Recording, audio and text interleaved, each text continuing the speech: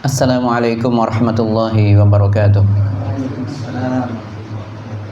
Alhamdulillahi ala ihsanih wa syukru lahu ala taufiqihi wa amtinanih wa asyhadu an la ilaha illallah wahdahu la syarika lahu ta'ziman li sya'nih wa asyhadu anna Muhammadan abduhu wa rasuluh ad-da'i ila ridwanih wal hadi ila ihsanih sallallahu alaihi wa ala alihi wa ashabihi wa ikhwani wa sallama tasliman katsiran. Alhamdulillah, kita bersyukur kepada Allah Subhanahu wa taala dipertemukan kembali di majlis ilmu ini. Insyaallah hari ini kita akan melanjutkan kajian tafsir dan kita masih berfokus di juz amma pada ayat-ayat yang terpendek yang biasa dikenal dengan qisarul mufassal. Dan hari ini insyaallah kita masuk ke surat Al-Kautsar. Al-Kautsar adalah surat ke-108 ya, insyaallah. Surat ke-108 di dalam Al-Quran.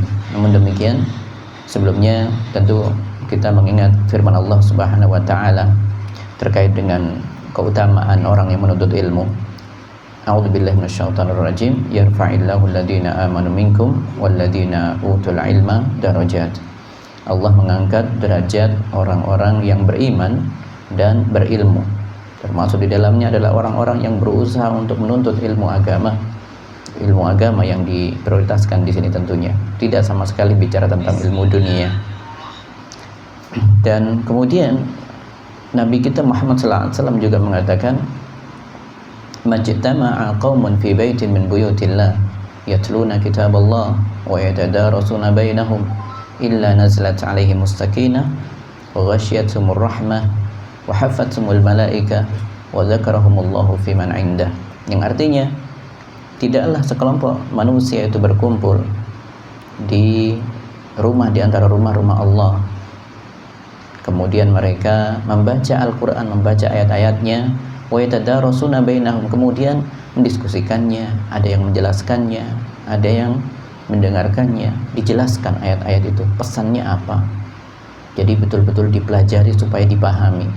Kemudian janji Nabi sallallahu alaihi wasallam mengatakan illa nazalat alaihimus sakinah, kecuali pasti Allah akan limpahkan rasa tenang pada siapapun yang hadir di majelis ilmu tersebut.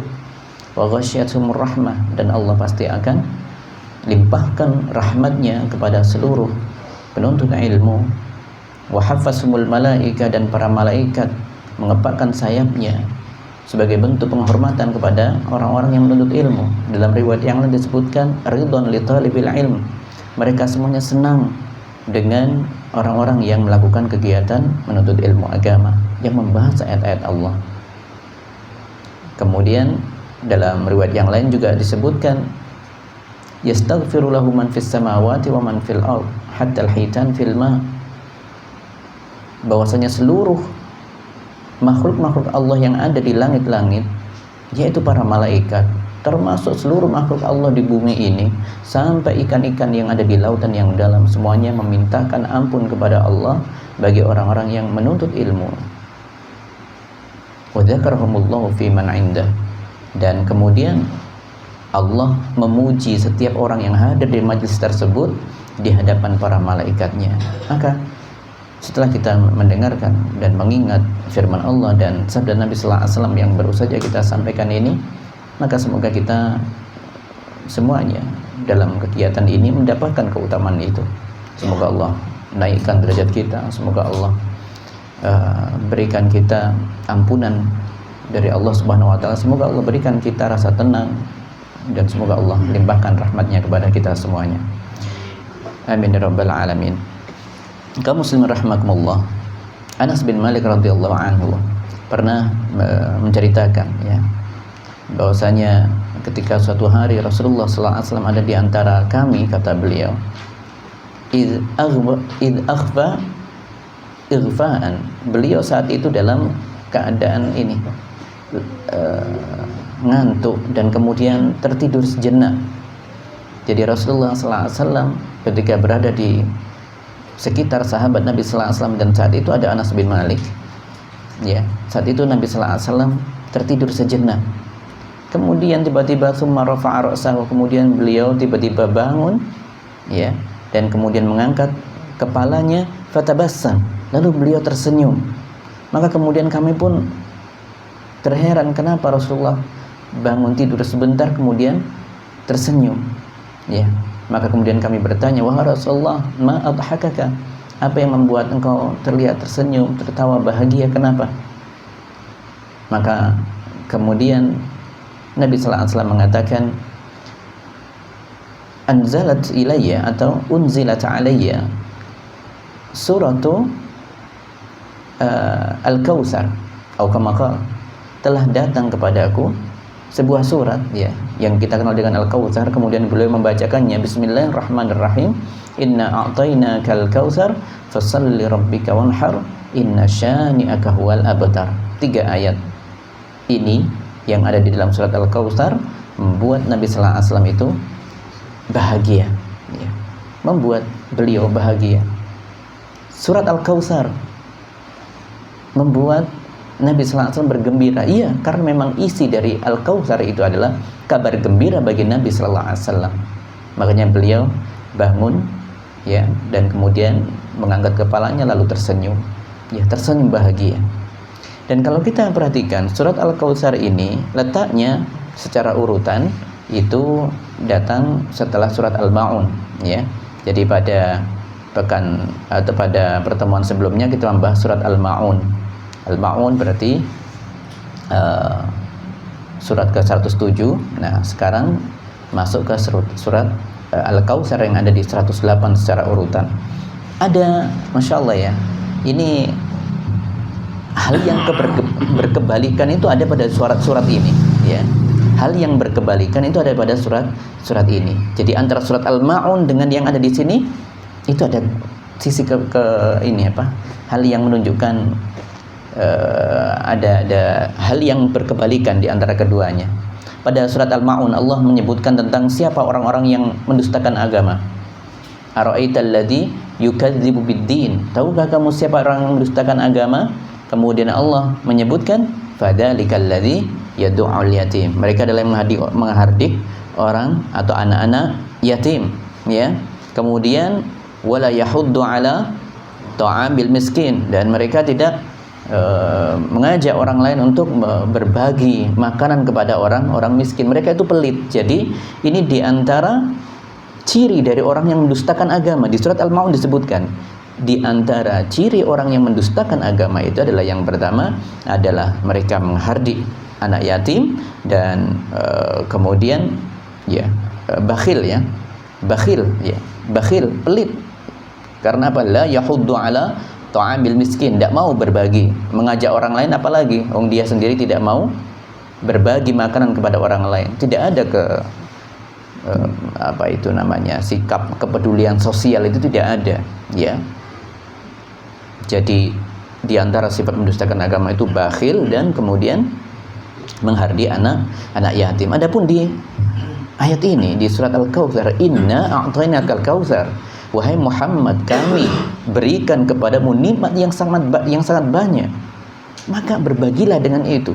Berbagilah dengan nikmat itu kepada seluruh manusia, termasuk pada anak-anak yatim. Ada perbedaan antara Al-Ma'un dengan sini. Kemudian di dalam surat Al-Ma'un disebutkan di antara ciri orang yang mendustakan agama adalah fawaidul lil musallin. Maka celakalah orang-orang yang lalai dalam salatnya, ya, yang lalai dalam salatnya. Adapun di ayat ini, fasalli, salatlah engkau li rabbik, untuk Tuhanmu, wanhar, dan berkurbanlah untuk Allah Subhanahu wa taala. Ya, kalau disebutkan di situ fawaidul lil musallin alladzina hum an salatihim sahun, berarti mereka melakukan salat itu lalai ya, lalai. Alladzina hum yuraun, kemudian mereka riya, melakukan salat itu bukan karena Allah. Sedangkan di sini tegas sekali, fasalli li rabbik, salatlah hanya untuk Allah saja. Perintah kepada Nabi Muhammad sallallahu alaihi wasallam. Ya. Kemudian sifat orang yang mendustakan lainnya disebutkan wa yamna'unal ma'un, dan mereka tidak mau meminjamkan benda yang bermanfaat kepada orang lain. Meminjamkan lo tidak mau, apalagi memberikan kepada orang lain. Maka di sini justru Nabi SAW diperintah oleh Allah Subhanahu wa taala, wanhar, berkurbanlah, kemudian bagi-bagikan itu daging itu. Bagi-bagikanlah daging itu. Ya.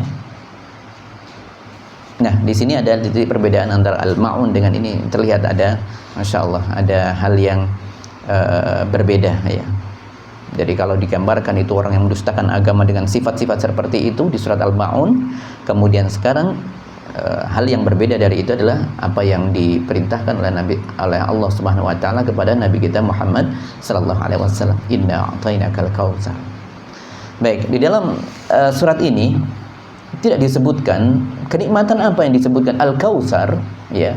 Tidak disebutkan ini nikmat apa yang banyak, itu nikmat apa.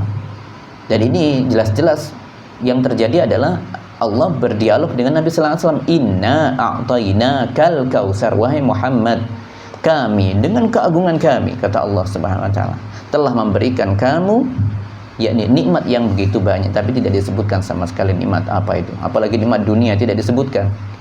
Ya. Dan tentu yang paling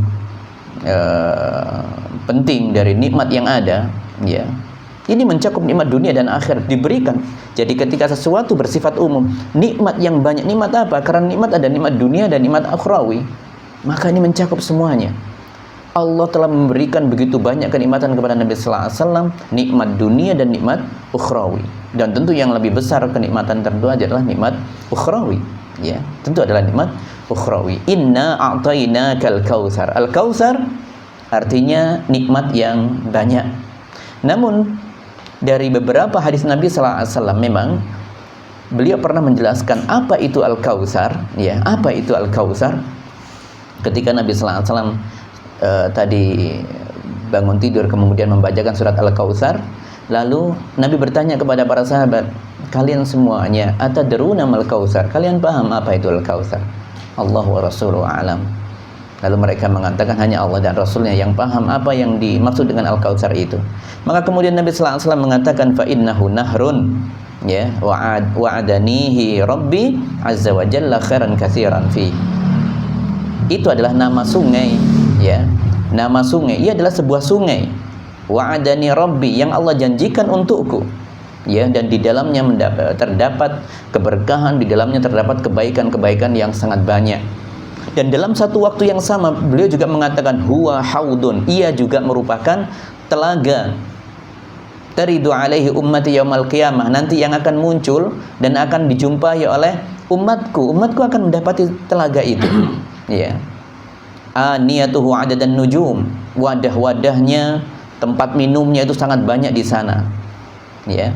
Tetapi kemudian fayukhtalajul abdu minhum, dan kemudian ada beberapa dari umatku itu yang terhalang dari meminum telaga itu, sehingga aku bertanya kenapa mereka ini. Maka kemudian ada yang mengatakan, ma tadri ma ahdatsat ba'daka, wahai Rasulullah, orang yang terhalang dari telaga Maimunah adalah orang-orang yang melakukan amalan-amalan yang tidak pernah kau ajarkan sepeninggalmu. Dia membuat amalan-amalan ibadah baru, amalan-amalan ibadah baru yang tidak pernah kau ajarkan sebelumnya. Mereka melakukan kebid'ahan di sana, ya, melakukan ibadah-ibadah mereka menganggap itu ibadah padahal itu bukan ibadah. Ya, itu tidak pernah kau ajarkan. Tapi bahasan kita di sini disebutkan satu sisi Al-Kautsar yang beliau sampaikan itu adalah maknanya sungai, satu sisi beliau menyebutkan sebagai telaga, ya. Beliau menyebutkan sebagai telaga. Dinamakan Kautsar itu karena begitu banyaknya air di dalamnya, kemudian aniyatuhu, tempat minumnya, wadahnya, tempat umatnya untuk mengambil itu, gelasnya kalau bahasa kita itu, ya, itu saking banyaknya di sana. Ada dan nujum, sejumlah bintang-bintang di langit, masya Allah, sangat banyak sekali. Kemudian saking banyaknya keberkahan di dalamnya, ya, dan airnya juga sangat melimpah, ya, airnya juga sangat melimpah, ya. Dan dalam riwayat yang disebutkan Al-Kautsar nahrun fil jannah. Nah, ini penegasnya. Namanya Al-Kautsar itu adalah sungai di surga. Hafatahu min zahab, ya, tepinya, kedua tepinya terbuat dari emas. Wa majrahu 'ala durri wal yaqut, dan alirannya terbuat dari mutiara dan batu rubi. Turbatuhu atyab minal misk, tanahnya lebih manis, lebih nikmat daripada aroma misk. Wa ma'uhu ahla minal asal, dan rasa airnya itu lebih manis dari madu. Wa abyad minal salj, dan warnanya lebih putih daripada putihnya salju. Gambaran yang luar biasa tentang sungai di surga. Tapi intinya semoga Allah jadikan kita semuanya termasuk orang-orang yang meminum dari sungai Al-Kautsar. Amin ya rabbal alamin. Kita sebutkan tadi, satu sisi beliau Nabi sallallahu alaihi wasallam mengatakan dia adalah nahr fil jannah, sungai di surga. Tapi satu sisi mengatakan Al-Kautsar itu adalah al-haud, telaga yang nanti para umatnya Nabi Muhammad sallallahu alaihi wasallam akan menuju ke sana. Ada yang meminum, ada yang terhalang untuk meminumnya. Maka di sini Ibnu Hajar Al-Asqalani ya dalam Fathul Bari menjelaskan penyebutan dua hal yang berbeda antara sungai dan telaga itu berbeda, tetapi dua-duanya itu memiliki hubungan sebab akibat. Ada hubungan yang sangat kuat. Bukankah telaga itu tempat berkumpulnya air sungai ya, air sungai dari manapun nanti akan berkumpul di telaga. Demikian juga Al-Kautsar itu sebenarnya asalnya adalah nama sungai, dan itu sungainya adalah sungai di surga. Kata Nabi sallallahu alaihi wasallam, Al-Kautsar nahrun fil jannah. Sungai di surga itu nanti akan mengalir airnya, dan itu nanti akan bermuara menjadi telaga di padang mahsyar, dan itu namanya Haudul Kautsar, telaga Al-Kautsar. Jadi kalau sungainya di surga, ini berarti orang-orang sudah ada di surga yang meminumnya. Itu Al-Kautsar. Adapun yang telaga Al-Kautsar ini mereka belum ada di surga tapi sudah meminum air yang ada di telaga itu. Jadi orang-orang sebelum dihisab hari dikumpulkannya di padang mahsyar.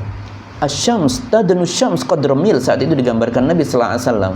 Jarak matahari itu jaraknya sangat dekat, cuma 1 mil saja, 1,5 kilo. Panas sekali, dan rata-rata semua manusia rata-rata itu mengalami rasa panas ya. Dan kemudian ada telaga di sana, di mahsyar itu ada telaga. Jadi sebelum orang-orang itu dihisab, kaum muslimin ya, umatnya Nabi Muhammad sallallahu alaihi wasallam dan calon penghuni surga yang memiliki ahlu tauhid, yang memiliki tauhid di dalamnya, mau yang nanti dia secepat kilat jalannya ke surga di sirat itu ya, ataupun yang nanti harus mengalami hukuman terlebih dahulu, tapi yang jelas dia adalah ahlu tauhid, maka semuanya akan diberikan minuman dari telaga Al-Kautsar, kecuali yang melakukan amalan-amalan yang tidak pernah diajarkan Nabi sallallahu alaihi wasallam, yang dikenal dengan bid'ah itu. Mereka terhalang ya, tapi mereka ahlu tauhid ya. Jadi sebelum mereka jalan ke sirat, orang yang masuk sirat itu adalah pasti orang yang muslim, pasti orang yang memiliki ketauhidan di dalamnya, dan pasti tempat kembalinya nanti ke surga. Itu adalah orang-orang yang nanti akan jalan di sirat. Adapun sebelum masuk sirat, ini semuanya dimintai pertanggungjawaban, semuanya dihisab semuanya. Sebelum hisab, hari yang sangat mengerikan ya, dimintai pertanggungjawaban. Setiap hal terkecil ya, la takhfa minkum khafiyah, tidak ada sedikit pun yang terlewat dari kalian. Allah alim, Allah maha tahu. Semua apa yang kita lakukan, yang dilakukan oleh seluruh manusia dan jin, itu diketahui sedetail-detailnya oleh Allah subhanahu wa ta'ala. Hari yang sangat menakutkan, yang sangat mengkhawatirkan bagi setiap manusia, dan sangat melelahkan. Itu hari kiamat, cuma 1 hari tapi tidak ada ujungnya. Yaumul qiyamah. Yaumul qiyamah disebut hari kiamat, disebut yaumul akhir, hari akhir, karena la yauma ba'da, tidak ada hari setelah hari kiamat, itu tidak ada. Ya sudah, hari akhir ya hari satu itu, tetapi tidak pernah kunjung selesai, abadi di situ. Ya, tapi bahasan kita, orang sebelum masuk sirat, sebelum itu ya, masih dalam keadaan diberdirikan, dalam keadaan lelah, dalam keadaan haus, apalagi sebelum dihisab, maka mereka semuanya diberikan minuman dari telaga itu. Bagi orang-orang yang diizinkan untuk minum di telaga itu. Ya, kita bicara orang ahli tauhid sudah ada di sini. Ya, ada di sini. Jadi ada telaga Kautsar itu masih belum melewati sirat, Dan kalau sudah ada sungai Al-Kautsar, berarti mereka sudah ada di dalam surga. Jadi ada dua hal di sini ya. Kalau kita ingin tahu Kautsar, itu penjelasan Al-Kautsar, Nabi menyebutkan dalam satu waktu menyebutkan Al-Kautsar itu nahrun fil jannah. Nahrun a'adanihi rabbi, sungai yang Allah janjikan padaku. Dalam waktu yang sama beliau mengatakan huwa haudun, dia adalah telaga yang akan didatangi oleh seluruh umatku. Jadi dia memiliki dua makna, sungai surga dan telaga di padang mahsyar. Dan semuanya dua-duanya disebut dengan Al-Kautsar ya. Dua-duanya disebut dengan Al-Kautsar. Ya, Al-Kautsar itu nikmat yang begitu banyak ya. Nikmat yang begitu banyak ya. Jadi orang yang minum telaga ya, ada yang terhalang, kemudian baru nanti masuk sirat. Di sirat itu perjalanannya juga masih panjang. Ada yang jalannya secepat kilat, ada yang berjalan biasa, ada yang merangkak ya.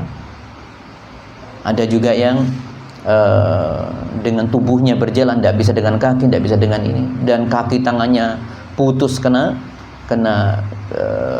besi yang menyambarnya dari arah kanan kiri ya. Terluka parah, dan perjalanannya disebutkan 70 tahun perjalanan. 70 tahun perjalanan di sirat saja itu.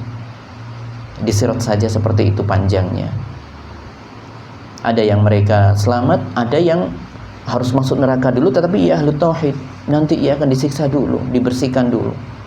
Tetapi nanti ia akan mendapatkan syafaat dari Nabi sallallahu alaihi wasallam dan mendapat rahmat dari Allah karena ada setitik tauhid di dalam hatinya. Ia pun diangkat dari neraka dan dimandikan dengan sungai kehidupan, dengan nahrul hayat. Jadi orang yang sudah masuk neraka, wala'iyadzubillah, kita memohon semoga tidak pernah menyentuh api neraka. Tapi ada orang yang seperti ini, ahlu tauhid, tapi karena dosanya lebih berat daripada amal salehnya, dan Allah menghendaki dia untuk dibersihkan dulu, maka dia dimasukkan ke neraka, disiksa dulu, dan kemudian pada waktunya Allah akan angkat dia dari neraka itu dan dimandikan di sungai kehidupan ya, supaya kembali bagus rupanya. Tapi bahasan kita ini adalah Al-Kautsar. Al-Kautsar menggunakan sighah fa'al, menunjukkan artinya sesuatu yang banyak sekali. Berarti ini nikmat yang sangat banyak. Dan sungai atau telaga tadi itu adalah salah satu dari nikmat yang Allah berikan kepada Nabi Muhammad sallallahu alaihi wasallam. Ya. Di antara nikmat apa yang diberikan oleh Allah, nikmat apa saja? Oh, nikmat banyak. Hubungan dengan akhirat. Allah turunkan kepada Nabi sallallahu alaihi wasallam Al-Qur'an, yang mana Al-Qur'an adalah menjadi sumber peringatan, ya. Sumber yang menjadi penuntun kehidupan manusia. Diturunkan kepada siapa Al-Quran? Kepada Nabi Muhammad SAW. Diajarkan kepada seluruh umatnya, sehingga umatnya itu bisa selamat di dunia dan di akhirat. Termasuk hikmahnya, sunnah-sunnahnya Nabi SAW. Apa yang Allah tanamkan berupa akhlak yang mulia kepada Nabi SAW, pengetahuan tentang bagaimana cara beribadah yang benar kepada Allah, diajarkan semuanya oleh Nabi SAW. Dan kemudian Nabi SAW mengajarkan kepada seluruh umatnya, sehingga Nabi jariyahnya seluruh umat manusia, dari seluruh umat manusia. Setiap orang yang sholat pasti merujuk pada Nabi Sallallahu Alaihi Wasallam. Setiap puasa yang dilakukan oleh seluruh umatnya, siapa yang mengajarkan itu? Nabi kita Muhammad Sallallahu Alaihi Wasallam. Siapa yang mengajarkan wudu? Ya, wudu, bersedekah, semangat untuk bermujahadah, bersungguh-sungguh dalam ketaatan kepada Allah. Siapa yang mengajarkan semuanya? Nabi kita Muhammad Sallallahu Alaihi Wasallam. Jariyahnya luar biasa. Ya. Jariyahnya luar biasa. Nabi, inilah kaum muslimin rahimakumullah. Belum lagi beliau dijadikan sebagai nabi, utusan, ya. Nabi sekaligus rasul, dan banyak pengikutnya. Masya Allah, banyak pengikutnya. Dan setiap pengikutnya itu meneladani beliau, maka pahalanya juga apa yang didapatkan oleh yang mengikuti Nabi Sallallahu Alaihi Wasallam, maka itu kembali pahalanya serupa kepada orang yang mengajarkannya, yaitu Nabi kita Muhammad sallallahu alaihi wasallam. Adapun di akhirat beliau dianugerahi Al-Kautsar, ya. Di akhirat Allah menganugerahi Nabi sallallahu alaihi wasallam dengan Al-Kautsar, ya. Dengan Al-Kautsar, dengan sungai dan telaga, ya. dan telah. Al-Kautsar.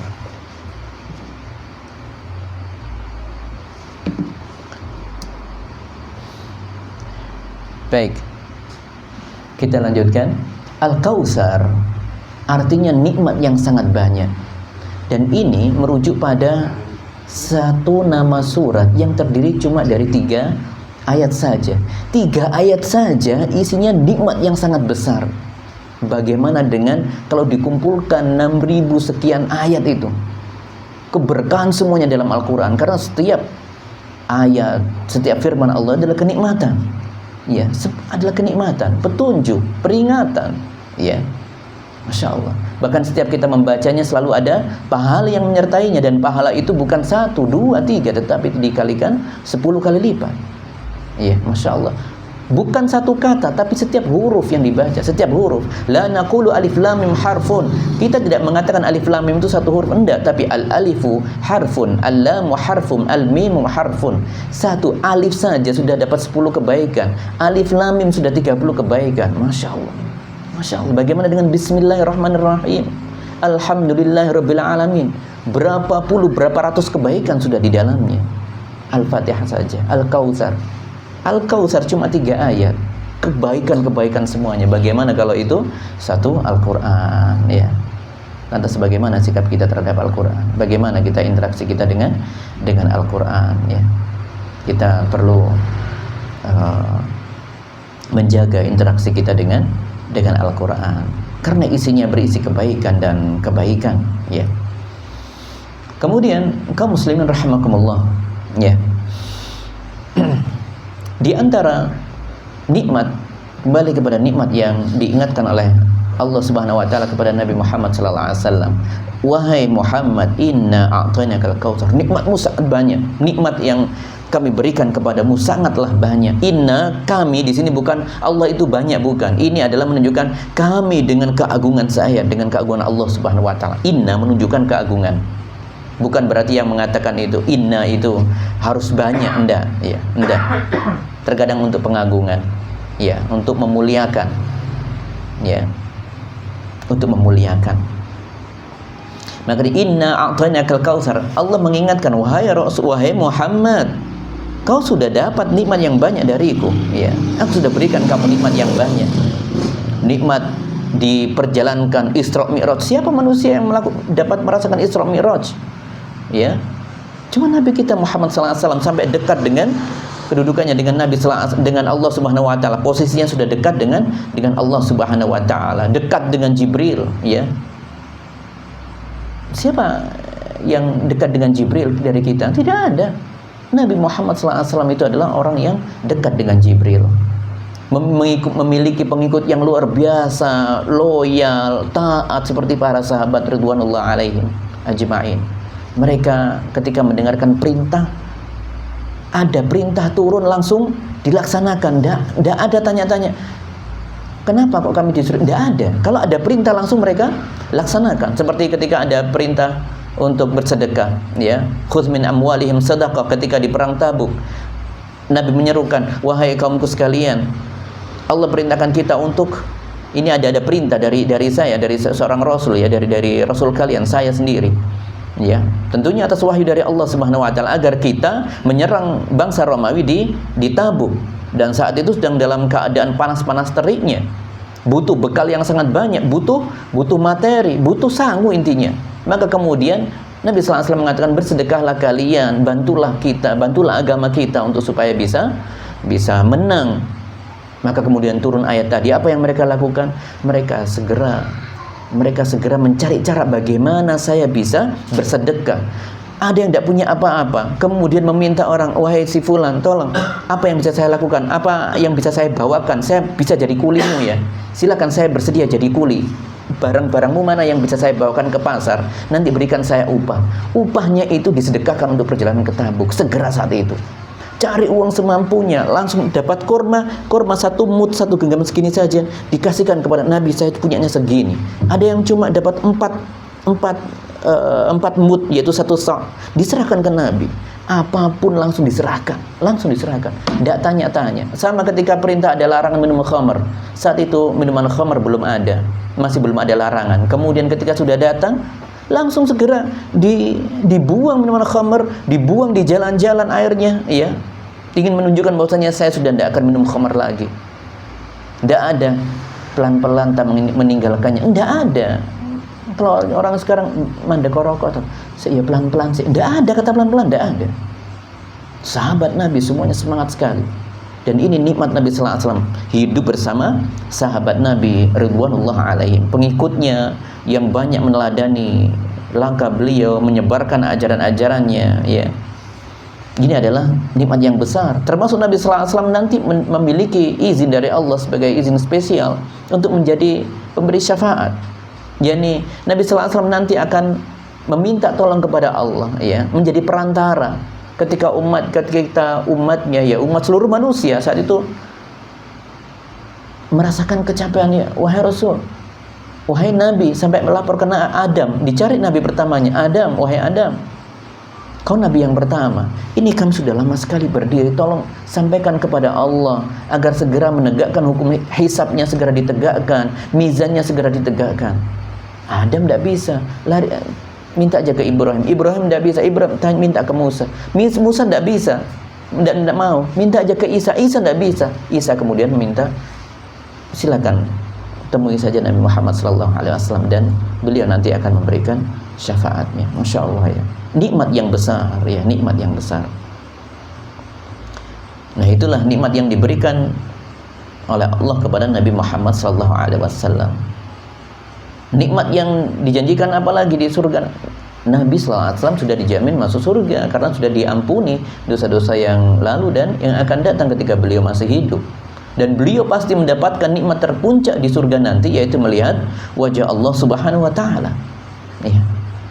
Nikmat yang besar bertubi-tubi. Di dunia juga begitu, mendapatkan begitu banyak. Ketika orang tuanya meninggal, diasuh oleh orang yang semuanya menyayangi beliau, diasuh oleh kakeknya meninggal, diasuh oleh pamannya Abu Talib, ya. Masya Allah. Bertemu dengan istri yang salehah, istri yang kaya, Khadijah, ya, istrinya baik-baik semuanya, Masya Allah, ya. Kemudian kaum muslim rahmatullah, setelah Allah menyampaikan, mengingatkan nikmatnya yang begitu banyak kepada Nabi Muhammad SAW, maka kemudian Allah mengajak Nabi Muhammad SAW untuk mensyukuri nikmat-nikmat itu. Wahai Muhammad, nikmatku sudah banyak untukmu, ya, maka syukurilah. Tetapi Allah tidak mengatakan maka bersyukurlah, enggak, tetapi langsung mengatakan fasalli li rabbika wanhar, ya. Kenapa begitu? Karena memang bentuk terbesar dan paling nyata dari sebuah syukur itu adalah dengan sholat dan berkurban. Sholat adalah amal yang saleh, ya. Amal saleh itu adalah wujud syukur, ya. Syukur itu tidak bisa diucapkan dengan alhamdulillahirabbil alamin dengan lisan saja, tetapi harus dengan amalan yang nyata. Allah berfirman kepada keluarga Daud, i'malu ala Dawuda syukra, wahai keluarganya Daud, beramallah, lakukanlah amal kebaikan sebagai bentuk syukur kalian atas nikmat-nikmatku. Dan di antara amal terbaik tentunya adalah dengan sholat, ya, dengan sholat dan berkurban, ya. Nah, sholat ketika disebutkan fasholli li rabbika, sholatlah untuk Allah saja, maka ketika disebut fasholli li rabbik, maka ketika sholat itu pasti membutuhkan semua anggota tubuh kita ini bergerak semuanya, beraktivitas semuanya, dari hati, lisan, dan kemudian tangan, kaki, semuanya itu bergerak semuanya. Hati itu tergerak, ya, artinya dalam keadaan berusaha untuk khusyuk kepada Allah Subhanahu wa Ta'ala, ya.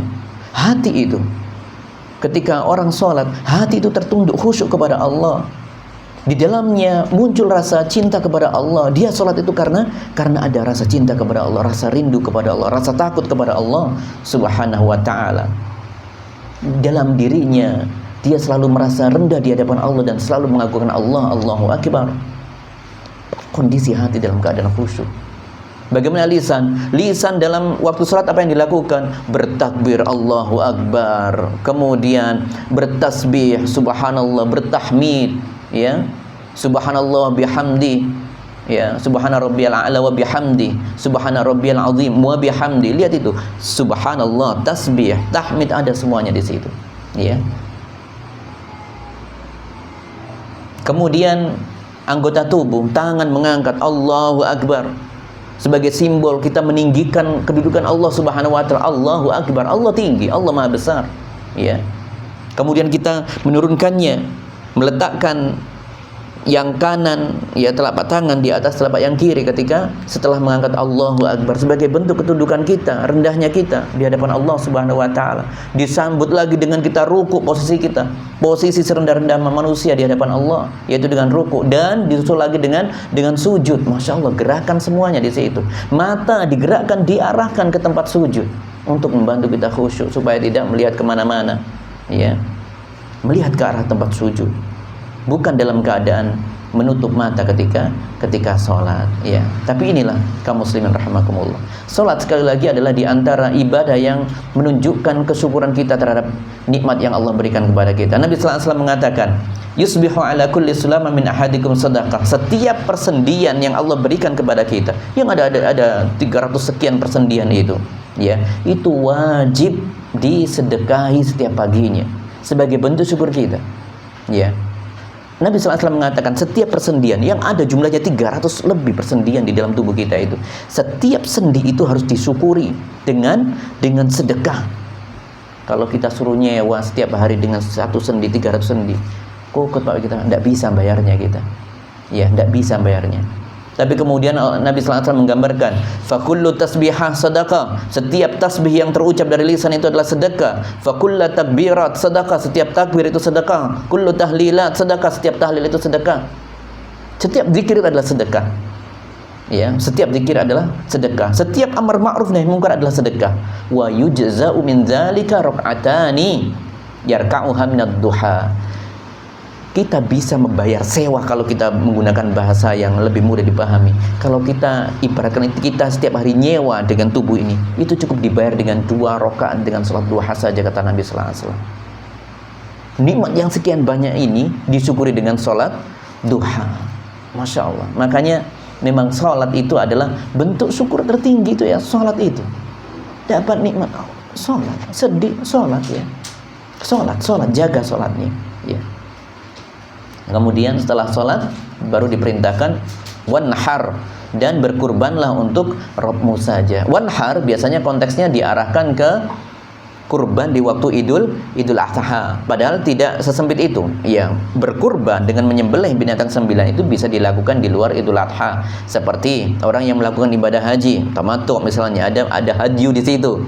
Hadyu kita mungkin tidak tahu kapan disembelihnya, tapi kita sudah pasrahkan kepada yang berwenang di sana, ya. Kita membayar itu, kemudian disembelihkan sembelihan di sana, al-hadyu.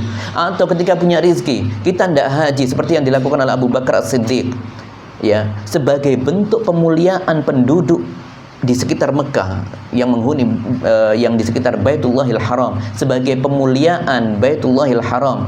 Maka Abu Bakar pernah menitip pada ahli-ahli, saya nitip sembelihkan sembelihan ini, kurban saya ini, ya, kasihkan ke orang-orang di ahlu Mekah sana, penduduk Mekah. Ini hal yang bisa kita lakukan, ya, tidak harus menunggu momen-momen Idul Adha atau momen haji, tidak. Ada rezeki kita boleh menitipkan untuk menyembelih kurban kambing atau apa untuk dibagi-bagikan ke penduduk Mekah, atau kalau tidak penduduk Mekah boleh ke sekitar kita, tapi semuanya adalah baik. Wanhar, ya, wanhar, berkurbanlah, dan kurban itu pasti daging itu, ya, dan dagingnya bukan daging ayam, daging kambing minimal, ya, daging domba. Karena memang kenapa kok menggunakan daging itu, ya, kurbannya itu dengan daging kambing, sapi atau onta? Karena memang daging itu dikenal mahal. Beda dengan ayam, ya. Ayam sampai kapanpun ya segitu harganya, ya. Kalau daging kambing, sapi, dan onta itu dikenal oleh umum itu menjadi daging yang mahal harganya. Sholat dan kurban ini satu paketan kombo luar biasa, ini ibadah agung kepada Allah, ya. Makanya dalam firman Allah yang lain mengatakan, qul inna salati wa nusuki wa mahyaya wa mamati lillahi rabbil alamin. Kul inna salati, salatku, wa nusuki, dan kurbanku. Dua paket yang luar biasa. Fasholli li rabbika wanhar. Ya. Satu, menunjukkan salat itu adalah menjaga hubungan antara dirinya dengan Allah, hubungannya ke atas, itu salat. Adapun wanhar, berkorban, itu hubungannya adalah antar manusia dengan sesama manusia. Sempurna ini. Agama Islam menjaga itu. Tidak hanya salat saja, tetapi juga berbuat baik kepada orang-orang sekitarnya. Dua paket ibadah yang luar biasa.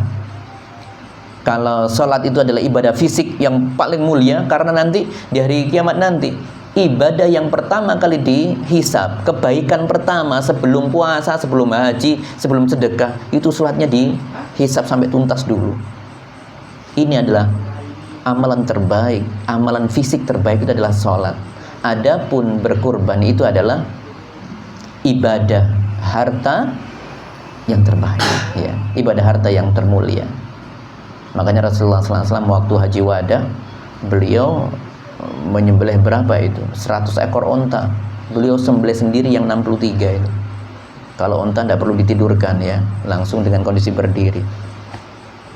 Ya, tapi beliau 100 onta, subhanallah. Kalau satu onta sekarang harganya 80, 60, 80 misalnya, 80 juta. Nabi sekali kurban berapa? 800 berapa itu? 180 juta kali 100, 8M, ya.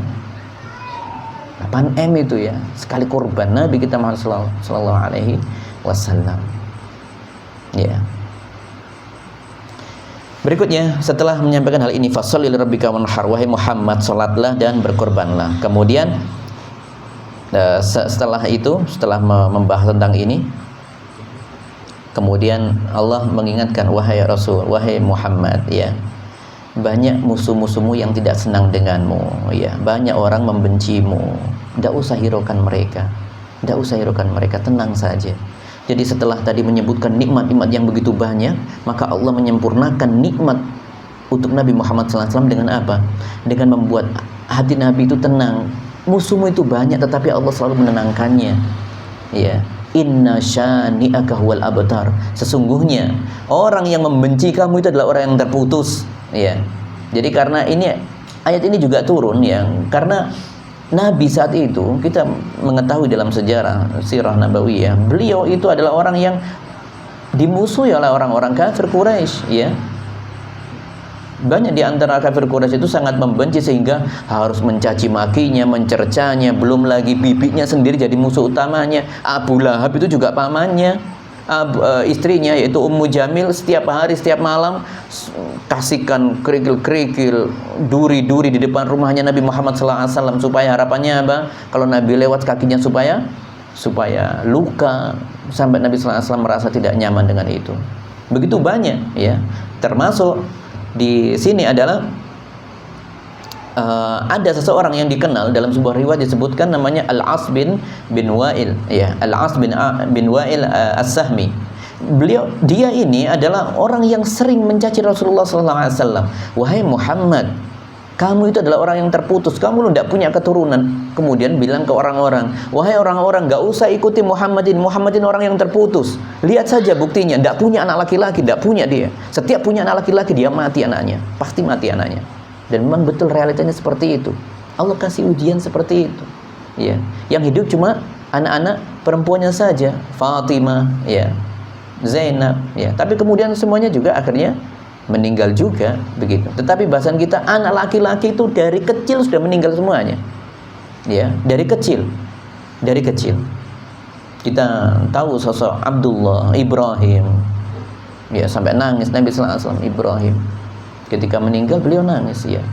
Al-Qasim juga seperti itu, meninggal semuanya ketika masih bayi, rata-rata masih bayi. Nabi juga manusia, punya rasa. Ketika disampaikan seperti itu, kau orang yang terputus, wajar ada sakit, ya. Sedih hati Nabi SAW itu sedih. Dibilang tidak punya keturunan itu sedih sekali, sedih, ya. Tapi lihatlah, Allah memberikan kabar, inna syani'aka huwal abtar. Allah jamin itu. Orang yang mencercamu sebagai kau itu terputus, enggak. Justru dia nanti yang akan terputus, ya. Justru dia akan yang terputus. Al jaza min jinsil amal. Ya, setiap perbuatan itu akan kembali pada dirinya. Ya. Jadi kaidah ini berlaku bagi mereka yang membenci Islam dan menginginkan musnahnya Islam dari muka bumi. Mereka nanti semuanya akan terputus dari Allah Subhanahu wa taala. Faquti'a dabirul qaumil ladzina zalamu walhamdulillahi rabbil alamin. Maka orang-orang yang zalim itu akan dimusnahkan seakar-akarnya.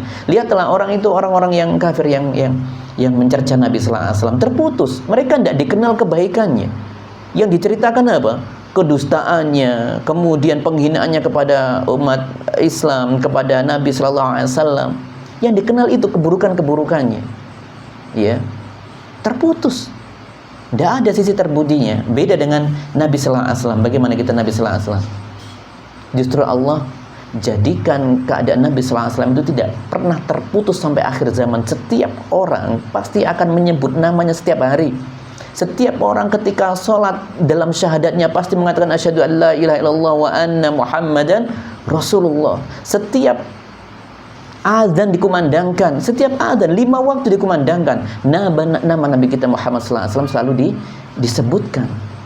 Masya Allah. Setiap hari nama beliau itu selalu disebutkan. Setiap hari orang yang bersolawat dalam sholatnya, Allahumma salli ala Muhammad, selalu bersolawat. Belum lagi ketika membaca hadis seperti ini, qala Rasulullah sallallahu alaihi wasallam, disebutkan terus. Masya Allah, tidak akan terputus. Ya, doa untuk Nabi tidak akan pernah terputus. Setiap solawat itu tidak akan pernah terputus sampai hari kiamat Nabi.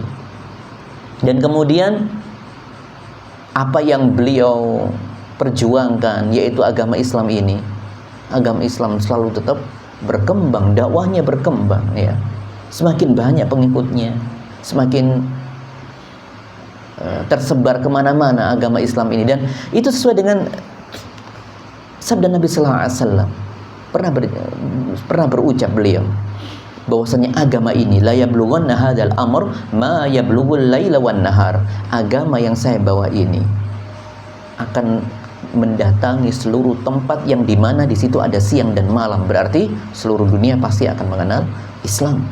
Ya, wala yatrukullah baita madar wala wabar illa adkhalahullahu hadzal din. Dan Allah tidak akan melewatkan satu rumah pun, baik di kota, pedesaan, pegunungan, kecuali pasti ada aja Islam itu ada, dikenal agama Islam itu. Ya, Masya Allah. Inilah nikmat yang diberikan kepada Nabi sallallahu alaihi wasallam, dan beliau tidak akan pernah terputus nikmatnya. Sebagai penyempurna kenikmatan, inna a'tainakal kautsar, kami berikan nikmat yang banyak kepadamu.